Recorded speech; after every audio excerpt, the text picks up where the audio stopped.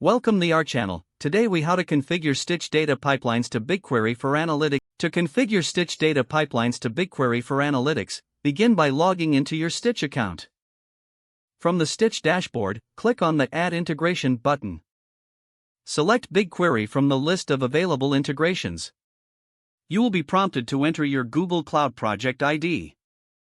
Next, provide the dataset name where you want the data to be stored. In the API key field, input your BigQuery service account credentials. Make sure to enable the necessary permissions for your service account. After entering the required information, click Save to continue. Now, navigate to the Sources section and select the data source you want to configure. Click on the Add button for that data source. Follow the prompts to connect the chosen data source to your Stitch account. Once connected, return to the integration settings and ensure that your source is linked to BigQuery.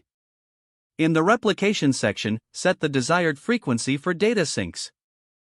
You can choose from several options, including every hour, daily, or custom intervals. After configuring the replication settings, click Save Changes. Next, go to the Transformations tab to set up any data transformations you may need. If you want to apply a transformation, create a new transformation rule and specify the conditions. Review the transformation settings and confirm that they meet your requirements. Once you're satisfied, click Save on the transformation settings. Now, return to the main dashboard and initiate the first sync by clicking on Sync Now. Monitor the sync process in the dashboard to ensure everything is working properly. After the sync is complete, go to your BigQuery console to check if the data has been populated. You can run queries in BigQuery to validate the data integrity and structure. Congratulations, you have successfully configured Stitch data pipelines to BigQuery for analytics. If the page does not load, refresh the browser or try again in a private or incognito window.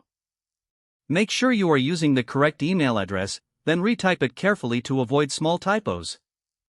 If your password is not accepted, use the reset option and create a new strong password you can remember. Check your spam folder for verification or security emails, then complete any requested confirmation steps.